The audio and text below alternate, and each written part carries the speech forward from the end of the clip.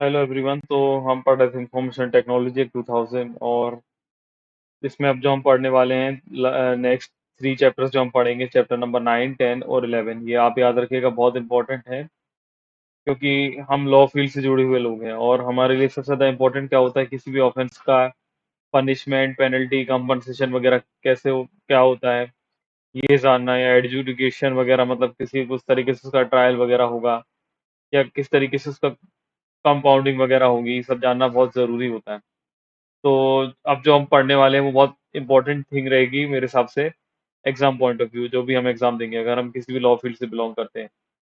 तो आइए इसके बारे में पढ़ने स्टार्ट कर देते हैं। तो चैप्टर नंबर 9 है पेनल्टीज, कंपनसेशन एंड एडजुडिकेशन। तो पेनल्टी से आपको मतलब पता ही होगा कि किसी भी तरीके का कुछ भी फाइन वगैरह या कुछ भी तरीके से इम्पोज करना। कंपनसेशन जो किसी को दिया जाता है अगर उसका कुछ लॉस होता है। एडजुडिकेशन मतलब उसका एक तरीके से हम बोल सकते हैं कि डिसाइड या ट्रायल या कुछ भी आप बोल सकते हैं, तो वो करना। तो ये स्टार्ट होता है सेक्शन नंबर 43 से, जिसमें बताता है penalty and compensation for damage to computer, computer system etcetera.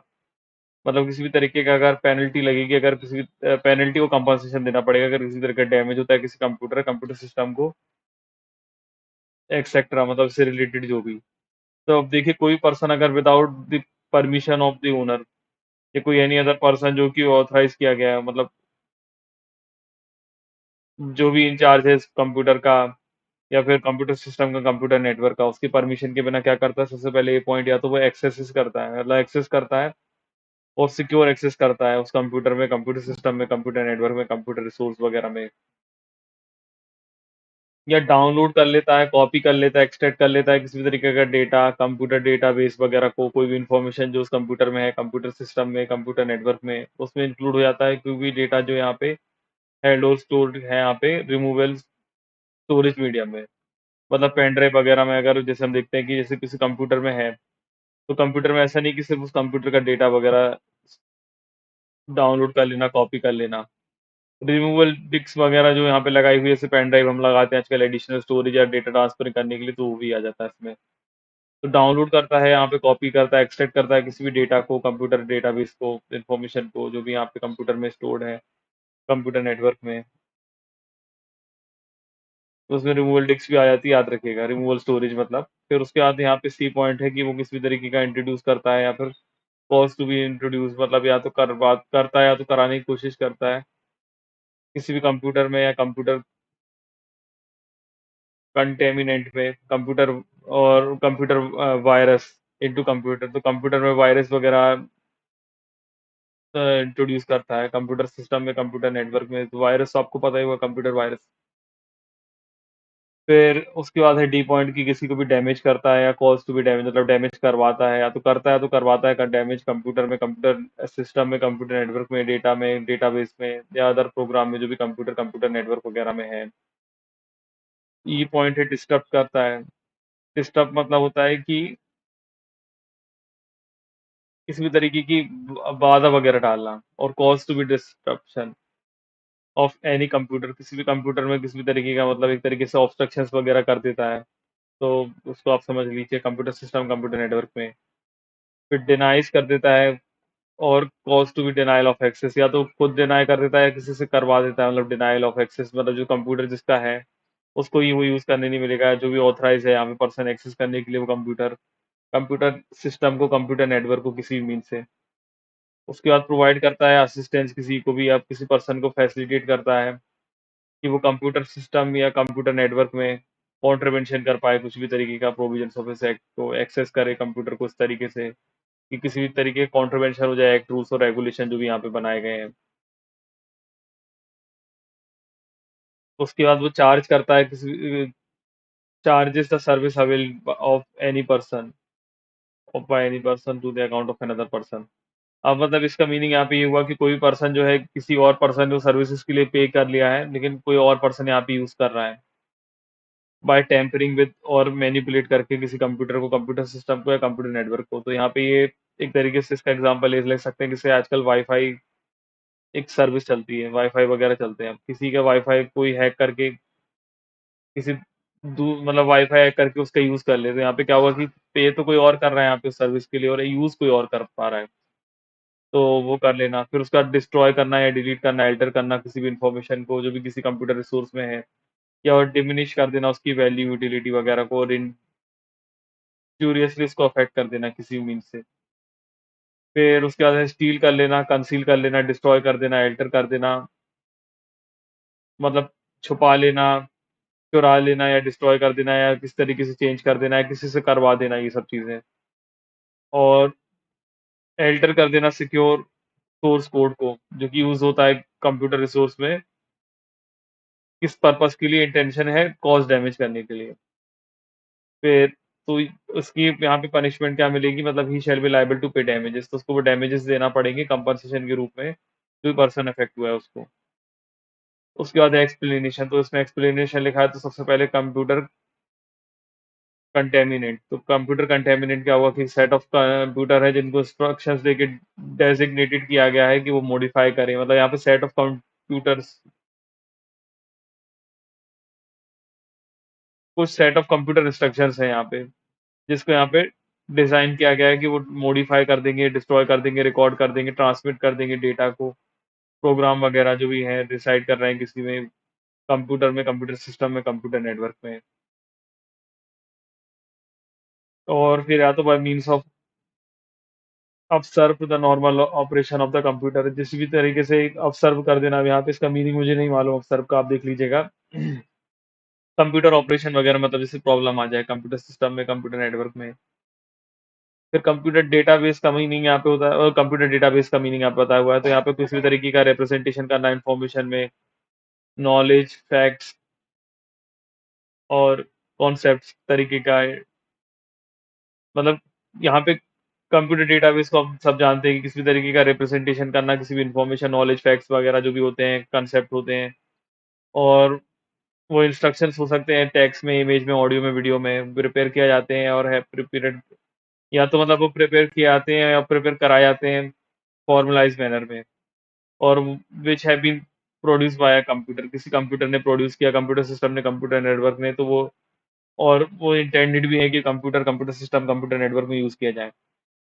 फिर कंप्यूटर वायरस हम सभी जानते हैं कि एनी कंप्यूटर इंस्ट्रक्शन, किसी भी तरह के कंप्यूटर में इंस्ट्रक्शन, इन्फॉर्मेशन, डेटा और प्रोग्राम वगैरह जो डिस्ट्रॉय कर देता है, डैमेज कर देता है, डिग्रेड कर देता है और एडवर्सली अफेक्ट कर देता है परफॉर्मेंस ऑफ कंप्यूटर रिसोर्स में। मतलब किसी भी तरीके से कंप्यूटर में कुछ भी डिस्ट्रॉय, डैमेज या उसकी परफॉर्मेंस को डिग्रेड, मतलब कम कर देना या बहुत खराब तरीके से उसको अफेक्ट कर देना कंप्यूटर रिसोर्स वगैरह में, और अटैच कर देता है itself to another computer resource, या फिर वो अटैच कर लेता है अपने आप को अनदर कंप्यूटर रिसोर्स से और ऑपरेट करता है व्हेन अ प्रोग्राम और डेटा इंस्ट्रक्शन इज एग्जीक्यूटेड, जब भी कोई प्रोग्राम वगैरह यहाँ पे चल रहा है, और अदर इवेंट जो कि होती है उस कंप्यूटर रिसोर्स में। फिर डैमेज का मतलब होता है किसी भी तरीके का destroy, alter, delete, add, modify, rearrange वगैरह करना किसी भी तरीके से। उसके बाद है कंप्यूटर सोर्स कोड, तो कंप्यूटर सोर्स कोड का होता है यहाँ पे लिस्टिंग ऑफ अ प्रोग्राम, होता है यहाँ पे जो कंप्यूटर कमांड डिजाइन वगैरह है, लेआउट वगैरह है, कंप्यूटर की एनालिसिस वगैरह कंप्यूटर रिसोर्स की किसी फॉर्म में। अब नेक्स्ट सेक्शन है सेक्शन नंबर 43, जो है compensation for failure to protect data. अब देखिए, अगर कोई बॉडी कॉर्पोरेट, मतलब आप समझ सकते हैं कोई भी कंपनी है जो यहाँ पे पोजेसिंग में है, मतलब इसके पास कुछ भी पोजेशन में है, जो डील करती है, हैंडल करती है यहाँ पे किसी भी सेंसिटिव पर्सनल डेटा को, या कोई भी इंफॉर्मेशन जो कि कंप्यूटर रिसोर्स में होती है, जिसको वो करती है, मतलब उनके पास खुद है, वो कंट्रोल करती हैं या ऑपरेट करती हैं, और वो फिर क्या किया उन्होंने, नेग्लिजेंट है वो इम्प्लीमेंट करने में। नेग्लिजेंसी मतलब उन्हें लापरवाही की है यहाँ पे इम्प्लीमेंट करने में, क्या चीज़, कि वो मेंटेन करने में यहाँ पे रीजनेबल सिक्योरिटी प्रोसीजर प्रैक्टिसेस को, या फिर प्रोसीजर्स को, जो कि यहाँ पे उसके कारण क्या होता है कि किसी पर्सन को रॉन्गफुल लॉस होता है और किसी पर्सन को रॉन्गफुल गेन होता है। तो जो बॉडी कॉर्पोरेट है वो लायबल होंगे यहाँ पे पे करने के लिए कंपनसेशन उस पर्सन को जो यहाँ पे इफेक्ट हुआ है।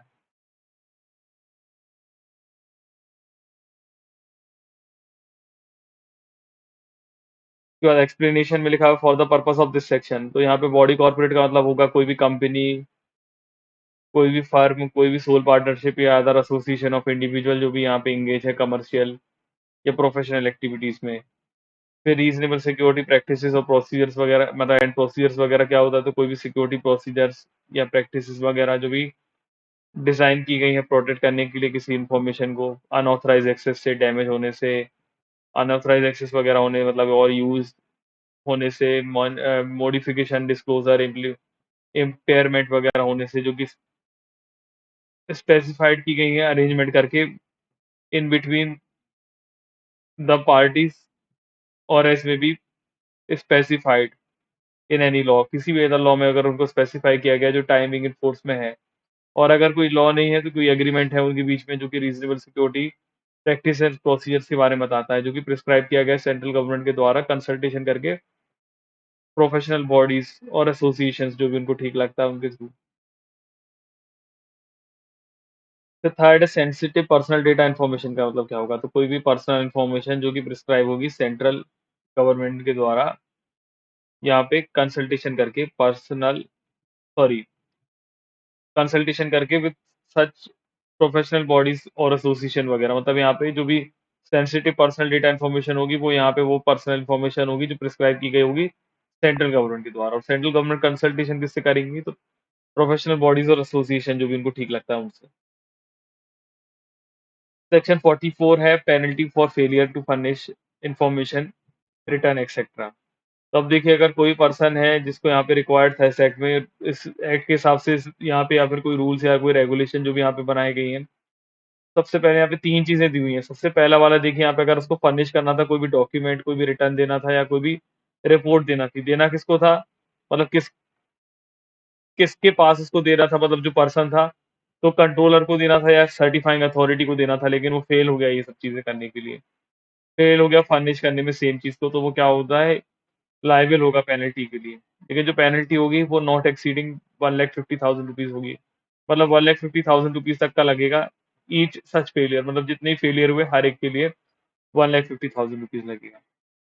फिर दूसरा था उसको अगर फाइल करना था किसी भी तरीके का रिटर्न, कोई भी फर्निश करना थी, कोई भी इन्फॉर्मेशन, बुक्स और अदर डॉक्यूमेंट वगैरह, उस टाइम पीरियड में जो कि स्पेसिफाइड थे उस रेगुलेशन में, लेकिन वो फेल हो गया। वो रिटर्न वगैरह फर्निश करने में विद इन टाइम जो कि स्पेसिफाइड था उसमें, तो वो यहाँ पे लायबल होगा पेनल्टी के लिए not exceeding 5,000 rupees for every day. तो हर डे की यहाँ पे 5,000 रुपीज़ लगती रहेगी जब तक यहाँ पे फेलियर उसका कंटिन्यू है। मतलब जो उसको फाइल रिटर्न वगैरह, जो इन्फॉर्मेशन, बुक्स वगैरह, अदर डॉक्यूमेंट वगैरह उसको सबमिट करने हैं, वो नहीं कर रहा है, तो उसको 5,000 रुपीज़ हर डे के हिसाब से जब तक उसने वो कर नहीं दिया तब तक उसको लगते रहेंगे कंपनसेशन के रूप में। फिर सी है कि फेलियर सॉरी सी में है maintenance of books and accounts, books of accounts और रिकॉर्ड, जो बुक्स ऑफ अकाउंट्स और रिकॉर्ड्स वगैरह है उनको फेल्स हो जाता है मेंटेन करने में, तो उसको यहाँ पे पेनल्टी लगेगी नॉट एक्सीडिंग 10,000 रुपीज़। तो 10,000 रुपीज़ हर दिन के हिसाब से लगेगा जब तक उसका फेलियर कंटिन्यू, जब तक वो बुक वगैरह मेंटेन नहीं कर लेता या रिकॉर्ड्स वगैरह को मेंटेन नहीं कर लेता तब तक। सेक्शन 45 है रेसिड्यूरी पेनल्टी। रेसिड्यूरी मतलब होता है कि बचा हुआ। अब जहाँ पे यहाँ पे कोई भी पर्सन है अगर उसने कॉन्ट्रीवेंट किया है यहाँ पे किसी भी रूल्स रेगुलेशन को जो भी इस एक्ट में बनाए गए हैं, और कॉन्ट्रीवेंशन करने के बाद उसकी कोई पेनल्टी यहाँ पे अलग से सेपरेटली प्रोवाइड नहीं की गई है, तो यहाँ पे उसको पे करना पड़ेगी कंपनसेशन जो कि नॉट एक्सीडिंग, मतलब एक्सीडिंग नहीं होगा यहाँ पे।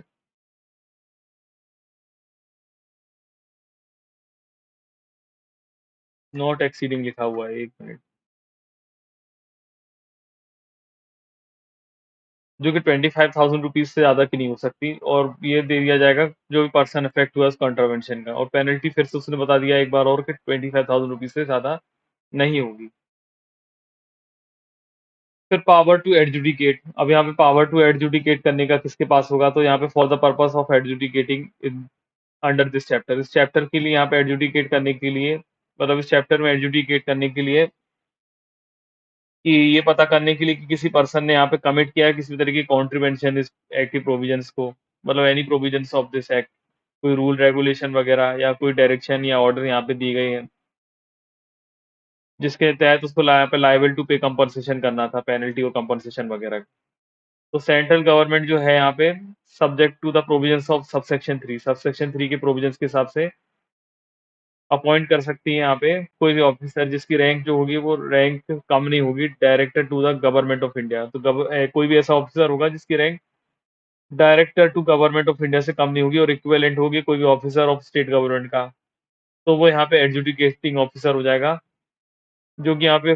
क्या कर सकता है, होल्ड कर सकता है किसी भी तरीके की इंक्वायरी जो भी मैटर्स प्रिस्क्राइब किए गए हैं, नहीं उस मैनर में मतलब जो प्रिस्क्राइब किए गए हैं सेंट्रल गवर्नमेंट के द्वारा। अब जो एडजुडिकेटिंग ऑफिसर होगा वो यहाँ पे सबसेक्शन 1 में वो अपनी जुरिडिक्शन कहाँ तक एक्सरसाइज कर सकता है, कितने तक के मैटर्स को यहाँ पे एडजुडिकेट कर सकता है, उन क्लेम्स को जिनका यहाँ पे 5 करोड़ रुपीज से ज्यादा नहीं हो, मतलब 5 करोड़ रुपीज तक के क्लेम्स को यहाँ पे वो एक तरीके से क्या बोल सकते हैं एडजुडिकेट कर सकता है। अब अगर यहाँ पे प्रोवाइडेड डेट में लिखा हुआ है, मतलब जो किसी क्वेश्चन होगा कि 5 करोड़ से ज्यादा का क्या होगा, तो provided jurisdiction in respect of a claim for injury और डैमेजेस वगैरह अगर 5 करोड़ रुपए से ज्यादा होते हैं तो किसके पास होगा, तो कॉम्पिटेंट कोर्ट के पास होगा। अब जो भी एडजुडिकेटिंग ऑफिसर हैं वो यहाँ पे पहले उस पर्सन को एक रीजनेबल अपॉर्चुनिटी देंगे रिप्रेजेंटेशन करने का उस मैटर में, जिसके ऊपर से जो मैटर्स वगैरह उनके पास रेफर हुए हैं यहाँ पे सबसेक्शन 1 में। और इंक्वायरी अगर करने के बाद वो सेटिस्फाई हो गए कि कॉन्ट्रोवर्शियल उस पर्सन ने किया है, तो यहाँ पे वो इम्पोज कर देंगे पेनल्टी और अवार्ड कर देंगे compensation in accordance with the provisions of this chapter, this section, इस सेक्शन के हिसाब से। फिर लिखा हुआ है no person shall be appointed at an adjudicating officer, वो कोई पर्सन यहाँ पे एडजुडिकेटिंग ऑफिसर अपॉइंट नहीं हो सकता जब तक उसके पास वो एक्सपीरियंस नहीं हो इंफॉर्मेशन टेक्नोलॉजी की फील्ड में, या लीगल या जुडिशियल एक्सपीरियंस नहीं हो जैसा कि सेंट्रल गवर्नमेंट प्रिस्क्राइब करे। अब यहाँ पे लिखा हुआ है कि यहाँ पे अगर ज़्यादा हो, मतलब more than one adjudicating officer, एक से ज़्यादा अगर एडजुडिकेटिंग ऑफिसर अपॉइंट होंगे तो सेंट्रल गवर्नमेंट जो क्या करेगी यहाँ पे स्पेसिफाई करेगी ऑर्डर इशू करके कि किस मैटर्स और कौन सी प्लेसेस के रिस्पेक्ट में किस ऑफिसर्स के पास जुरिडिक्शन एक्सरसाइज कर पाएगा, मतलब कौन सा ऑफिसर किस मैटर और किस प्लेस से रिलेटेड यहाँ पे जुरिडिक्शन वगैरह कर पाएगा।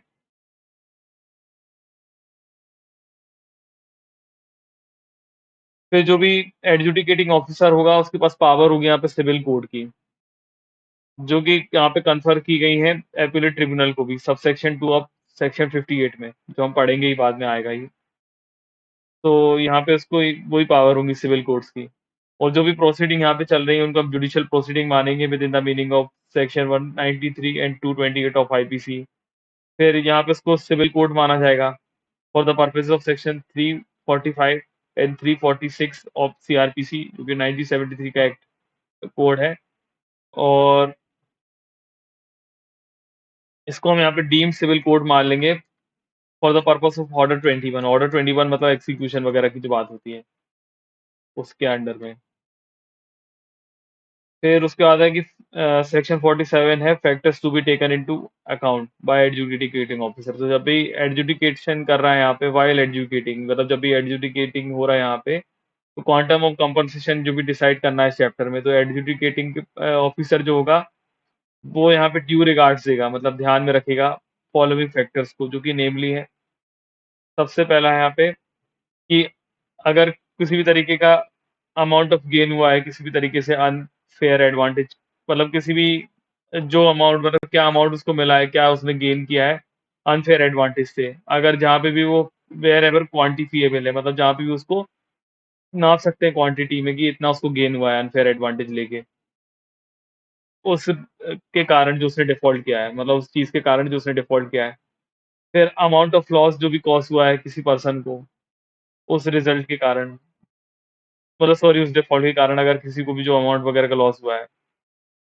अब लास्ट बात करते हैं कि repetitive nature of the default, अगर कोई आदमी बार-बार वो ऑफ़ेंस करता है तो रिपिटिटिव नेचर्स को देखा जाएगा कि क्या उसने क्यों रिपीट करता है बार-बार, उसके हिसाब से उसको पनिशमेंट दी जाएगी।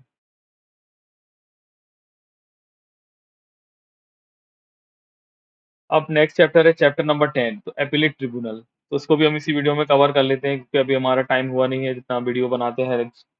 तो इसी वीडियो में हम कवर कर लेते हैं इस चैप्टर को भी, ज़्यादा बड़ा चैप्टर नहीं है। तो ये स्टार्ट होता है सेक्शन नंबर 48। तो 48 है एपीलेट ट्रिब्यूनल। तो एपीलेट ट्रिब्यूनल क्या होगा, तो सबसे पहले यहाँ पे टेलीकॉम डिस्प्यूट सेटलमेंट, और जो एपीलेट ट्रिब्यूनल एस्टेब्लिश किया गया है under section 14 of telecom regulatory authority of India के द्वारा 1997 में। तो यहाँ पे टेलीकॉम डिस्प्यूट सेटलमेंट वाला एक ट्रिब्यूनल होता था, उसको हम एपीलेट ट्रिब्यूनल मान लेते हैं, जो कि एस्टेब्लिश होता है section number 14 of telecom regulatories authority act में, 1997 का जो एक्ट है and shall on and from the commencement of part 14 of chapter 6 of the finance act 2017 का जो एक्ट है वी एपिलेट ट्रिब्यूनल, तो उसको यहाँ पे एपिलेट ट्रिब्यूनल माना जाएगा for the purposes of this act, इस एक्ट के पर्पसेस के लिए। और जो एपिलेट ट्रिब्यूनल होगा वो एक्सरसाइज करेगा सारी पावर्स अथॉरिटी जो कि कन्फर की गई है इस एक्ट में।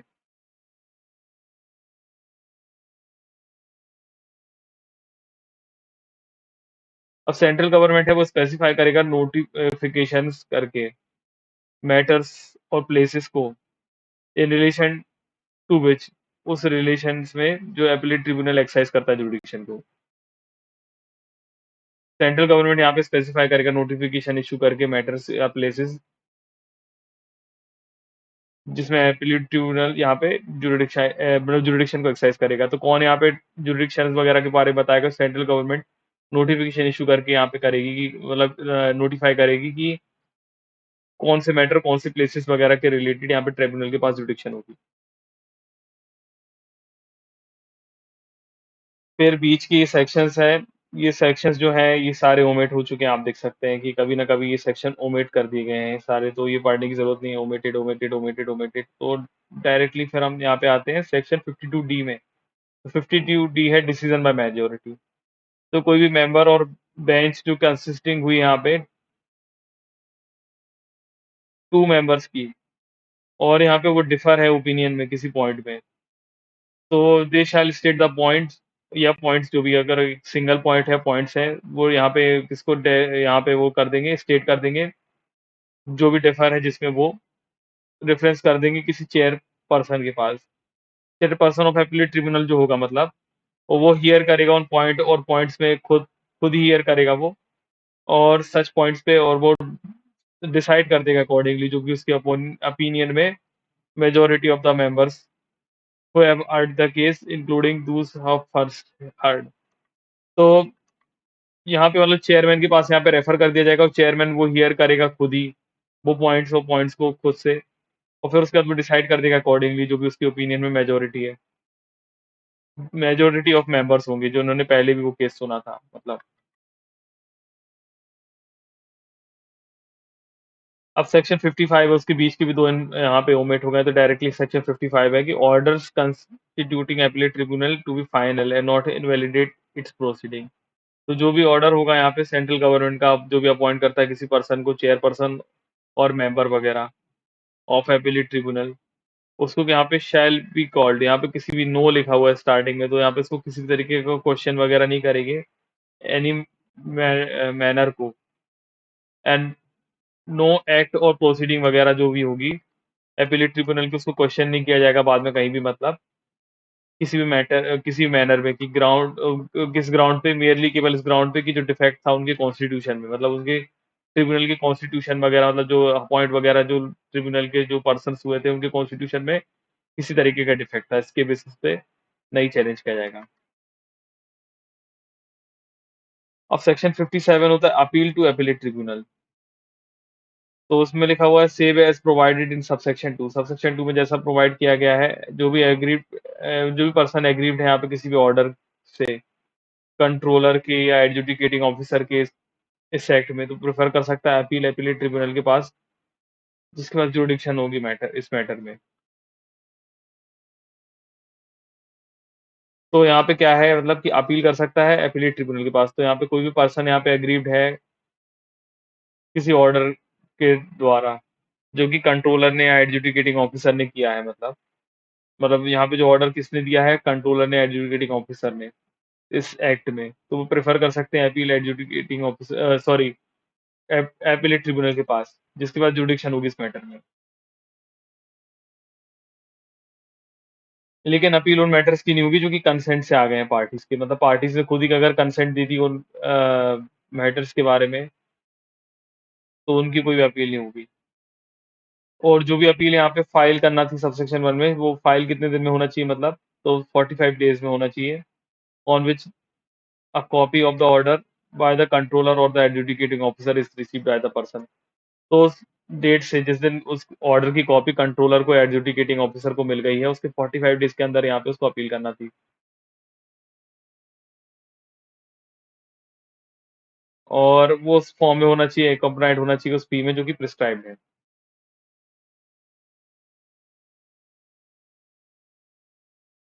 फिर प्रोवाइडेड दैट में लिखा हुआ है कि एपीलेट ट्रिब्यूनल होगा वो एंटरटेन कर सकता है उस अपील को। After the expiry of 45 days, 45 days की एक्सपायरी के बाद अगर वो सैटिस्फाई हो जाएँ कि इनके पास सफिशिएंट कॉज़ था, अपील वगैरह ना फाइल कर पाने के लिए, जैसा कि हम हर बार पढ़ते आए हैं। फिर on receipt of an appeal under subsection 1, subsection 1 में अगर कोई भी अपील आई है तो एपीलेट ट्रिब्यूनल जो है वो यहाँ पे after giving parties to appeal, जो अपील की पार्टीज़ हैं उनको एक अपॉर्च्युनिटी देगा बीइंग हर्ड की और पास कर देगा ऑर्डर्स जो भी उनको ठीक लगते हैं और कन्फर्म कर देगा या तो या मॉडिफाई कर देगा, सेट असाइड कर देगा जो भी अपील जिसके अगेंस्ट पास की गई थी वो ऑर्डर को। और जो एपीलेट ट्रिब्यूनल है वो सेंड कर देगा कॉपी उस ऑर्डर्स की जो कि पार्टीज़ हैं उनके पास, पार्टीज़ टू अपील और कंसर्न कंट्रोलर और एडजुडिकेटिंग ऑफिसर के पास। और यहाँ पे जो भी अपील है एपीलेट ट्रिब्यूनल के पास वो shall be dealt with,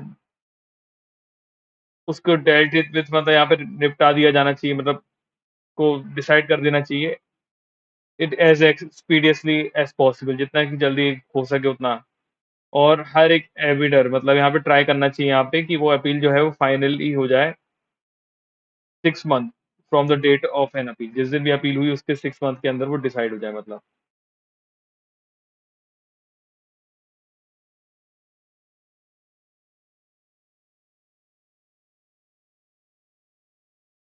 6 month के अंदर डिसाइड करने की कोशिश करना पड़ेगी। फिर सेक्शन 58 है यहाँ पे कि procedure and powers of appellate tribunal, तो अपीलेट ट्रिब्यूनल के प्रोसीजर्स एंड पावर्स क्या होंगे? तो यहाँ पे जो अपीलेट ट्रिब्यूनल होगा वो यहाँ पे बाउंड तो नहीं होगा, यहाँ पे सॉरी सीपीसी के प्रोविजंस के हिसाब से वो यहाँ पे बाउंड नहीं होगा, मतलब सीपीसी के प्रोसीजर्स को फॉलो करे ना करे ये उनकी मर्जी है, बाउंड नहीं होंगे। लेकिन यहाँ पे गाइडेड बाय होंगे प्रिंसिपल्स ऑफ नेचुरल जस्टिस, मतलब नेचुरल जस्टिस को यहाँ पे देखना पड़ेगा उनको और subject to the other provisions of this act, इस एक्ट की अगर कुछ और प्रोविजंस या रूल्स वगैरह हैं तो अपीलेट ट्रिब्यूनल को उस चीज को देखना पड़ेगा। और shall have powers of on procedures, और उनके पास पावर्स होगी कि वो रेगुलेट कर सकते हैं ऑन प्रोसीजर्स और इसमें इंक्लूड कर सकते हैं place at which shall have the sittings, कि अपनी प्लेस ऑफ सिटिंग्स भी वो डिसाइड कर सकते हैं कि वो कहाँ बैठना चाहते हैं। फिर जो एपीलेट ट्रिब्यूनल होगा उसके पास यहाँ पे डिस्चार्ज कर रहे हैं जब भी फंक्शन इस एक्ट के, तो उनके पास सिविल कोर्ट की पावर्स होंगी जब भी वो ट्राई कर रहे हैं किसी भी मैटर्स को, जो कि रिस्पेक्टिवली उनके पास कौन कौन सी पावर्स होंगी हम पढ़ते आए हैं हमेशा से। फिर भी एक बार पढ़ देता हूँ कि समन करके एनफोर्स करा सकते हैं किसी भी अटेंडेंस की, मतलब अटेंडेंस करा सकते हैं किसी पर्सन की, और एग्जामिन कर सकते हैं उनको ओथ पे, या फिर रिक्वायर करा सकते हैं किसी पर्सन से कि कोई गुड प्रोडक्ट प्रोड्यूस करे, कोई डॉक्यूमेंट इलेक्ट्रॉनिक रिकॉर्ड, या फिर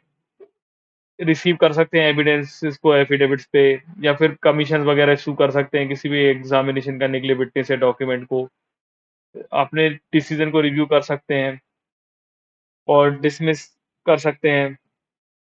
किसी भी एप्लीकेशन को, और डिसाइड कर सकते हैं एक्स पार्टी मतलब एक तरफा बस सुन सकते हैं, मतलब एक अगर एक ही पार्टी आती है तो उसको भी सुन सकते हैं बस और डिसीजन दे सकते हैं, और अदर मैटर जो भी प्रिस्क्राइब्ड है वो। फिर जो भी यहाँ पे प्रोसीडिंग होगी इसको जुडिशियल प्रोसीडिंग मानेंगे सेक्शन 193 एंड 228 ऑफ आईपीसी के हिसाब से और सेक्शन 196 के हिसाब से, और एपीलेट ट्रिब्यूनल को यहाँ पे सिविल कोड माना जाएगा section 195 of chapter 26 of CrPC के हिसाब से। अब सेक्शन 59 है राइट टू लीगल रिप्रेजेंटेशन, तो जो एपेलेंट है वो यहाँ पे अपीयर हो सकता है इन पर्सन, या तो मतलब खुद आ सकता है, ऑथराइज कर सकता है वन और मोर लीगल प्रैक्टिशनर्स को, और एनी ऑफ इट्स ऑफिसर्स जो कि प्रेजेंट हो सकते हैं उस केस में बिफोर एपीलेट ट्रिब्यूनल, मतलब एपीलेट ट्रिब्यूनल में जो चल रहे हैं। फिर लिमिटेशन, तो जो प्रोविजंस ऑफ लिमिटेशंस एक्ट जो है सो फार दे आर नॉट, दे में apply to an appeal made under the appellate tribunal, तो जो प्रोविजंस है लिमिटेशंस एक्ट के वो यहाँ पे अप्लाई हो जाते हैं, तो appeal made to appellate tribunal, जो भी एपीलेट ट्रिब्यूनल में अपील होती है। फिर सेक्शन 61 है civil codes do not have jurisdiction, तो यहाँ पे नो सिविल कोड किसी भी no court shall have jurisdiction, किसी भी कोर्ट के पास जुरिडिक्शन नहीं होगा कि वो एंटरटेन कर पाए यहाँ पे किसी भी सूट और प्रोसीडिंग्स को, जो भी मैटर्स हैं जिसके पास एडजुडिकेटिंग ऑफिसर जिसके लिए अपॉइंट किए गए इस एक्ट में, और एपीलेट ट्रिब्यूनल वगैरह कंस्टिट्यूट किया गया है इस एक्ट में, एम्पावर है जो इस बिहाफ में, मतलब इस एक्ट के हिसाब से कि डिटरमाइन कर सकते हैं किसी भी तरीके का इंजंक्शन वगैरह ग्रांट कर सकते हैं, और any other authority in respect of action which is और टू बी टेकन, जिस भी तरीके से टेकन वगैरह किया है, इन pursuance of any power conferred under this act, इस एक्ट के हिसाब से जो भी कन्फर की गई है पावर्स वगैरह।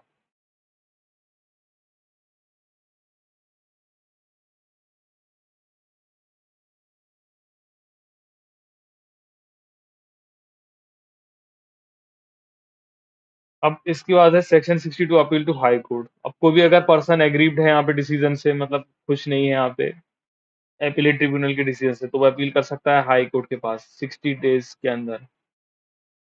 ऑफ कम्युनिकेशन ऑफ डिसीजन, जिस दिन से भी उसको डिसीजन या ऑर्डर मिला एपीलेट ट्रिब्यूनल का। और ये दोनों पे कर सकता है, क्वेश्चन ऑफ लॉ में भी, क्वेश्चन ऑफ फैक्ट में भी, जो भी उस ऑर्डर में आया है। और जो हाई कोर्ट है वो सफिशिएंट कॉज अगर है एपीलेंट के पास जिसके कारण वो यहाँ पे लिमिटेड टाइम में जो था यहाँ पे 60 डेज का, उसमें प्रिवेंटेड था, मतलब सफिशिएंट कॉज के कारण कि वो फाइल नहीं कर पाया स्टेट पीरियड में, तो वो further period not exceeding 60 days, तो 60 डेज को और मिल जाएंगे।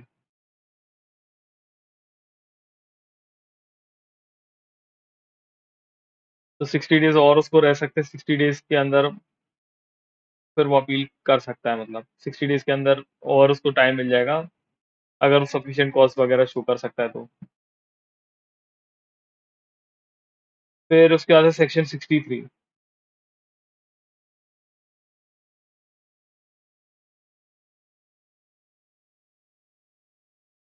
तो सेक्शन 63 कंपाउंडिंग ऑफ कॉन्ट्रवेंशन। तो जो भी कॉन्ट्रवेंशन हुई है इस एक्ट में, या तो इस एक्ट के पहले या फिर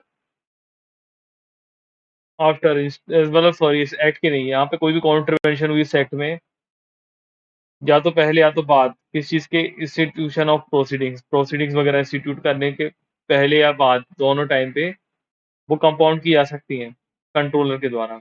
बाय द कंट्रोलर, जो अदर ऑफिसर जो भी ऑथराइज किया गया है इस बिहाफ में, और बाय एडजुडिकेटिंग ऑफिसर। मतलब यहाँ पे कौन कौन कर सकते हैं, कंट्रोलर या कोई अदर ऑफिसर जो कि स्पेशली ऑथराइज किया गया है उसके द्वारा इस बिहाफ में, या फिर कोई एडजुडिकेटिंग ऑफिसर है एज द केस में भी, और subject to the condition as controller और अदर ऑफिसर और एडजुडिकेटिंग ऑफिसर में स्पेसिफाई। तो उन कंडीशन में जो ये तीनों ये लोग जो यहाँ पे कंपाउंड करा रहे हैं, वो तीनों जो कंडीशंस वगैरह यहाँ पे इम्पोज करते हैं उनके ऊपर, मतलब जो स्पेसिफाई करते हैं। तो provide that such sum shall not in any case we exceed the minimum amount of penalty which may be imposed under this act for the contravention so compounded। तो यहाँ पे जो भी यहाँ पे होगा कंपाउंडिंग वगैरह,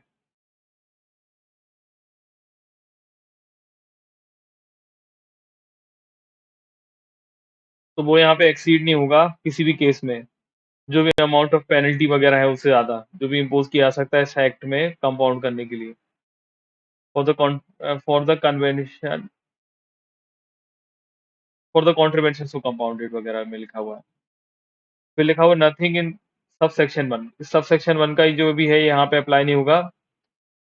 जो सेम या सिमिलर कॉन्ट्रीवेंशन करता है with in the period of 3 years, 3 years के अंदर वो सेम चीज फिर से कर देता है तो उसका कोई भी कंपाउंड नहीं होगा। जो 3 इयर्स के अंदर वो ऐसा ही या फिर सेम ऑफेंस को दोबारा से कर देता है फर्स्ट कन्विक्शन होने के बाद, मतलब एक बार पहले उसने कोई ऑफेंस किया था, उसके बाद उसने फिर से 3 साल के अंदर वही या सेम सिमिलर या सेम ऑफेंस उसने फिर से कर दिया है, तो उसको कंपाउंडिंग नहीं होगा। फिर एक्सप्लेनेशन में लिखा हुआ है for the purpose of this section second और सब्सिक्वेंट जो कन्विक्शन है वो कमिट की गई है अगर with in the period of 3 years के अंदर, जो उसने वो प्रीवियस ऑफेंस किया था उसके बाद से, तो उसको हम फर्स्ट कन्वेंशन मान लेंगे। अगर उसने मतलब यहाँ पे क्या है कि सपोज करिए कि कोई कॉन्ट्रवेंशन किया था, उसके बाद अगर सेकंड एंड सब्सिक्वेंट कॉन्ट्रवेंशन उसने 3 साल बाद किया है, तो यहाँ पे हम उसको फर्स्ट कन्वेंशन मान लेंगे और उसके बाद फिर कंपाउंड कर सकता है फर्स्ट कॉन्ट्रवेंशन मान लेंगे मतलब। अब यहाँ पे जो भी कॉन्ट्रवेंशन है उसको कंपाउंड कर दिया गया अगर सबसेक्शन 1 में, तो यहाँ पे कोई भी तरीके की प्रोसीडिंग और फर्दर प्रोसीडिंग वगैरह जो भी होगी, वो नहीं होगी यहाँ पे। जो भी पर्सन यहाँ पे गिल्टी हुआ है कॉन्ट्रवेंशन वगैरह में, in respect of the contravention so compounded, मतलब जिसका भी कॉम्प्रोमाइज़ हो गया उसके अगेंस्ट कोई भी प्रोसीडिंग या फर्दर प्रोसीडिंग वगैरह नहीं चलेगी। अब इसके बाद लास्ट हमारा सेक्शन बचा था, 1 मिनट, सेक्शन नंबर 64। तो सेक्शन नंबर 64 होता है रिकवरी ऑफ पेनल्टी और कंपनसेशन। तो जो भी कंपनसेशन या पेनल्टी यहाँ पे इम्पोज़ की गई है या अवॉर्ड की गई है under this act, if not paid, यहाँ पे अगर वो पे नहीं की गई तो उसको रिकवर किया जाएगा as a arrears of rent revenue, जैसे कि रेंट रेवेन्यू को रिकवर किया जाता है, और लाइसेंस और जो इलेक्ट्रॉनिक सिग्नेचर सर्टिफिकेट है वो उतने पीरियड के लिए सस्पेंड रहता है। जब तक कि वो पेनल्टी पेड नहीं की जाती, जब तक उसने पेनल्टी पे नहीं कर दी तब तक के लिए वो सस्पेंड रहता है। तो आज हमारे ये चैप्टर्स भी कंप्लीट हो गया।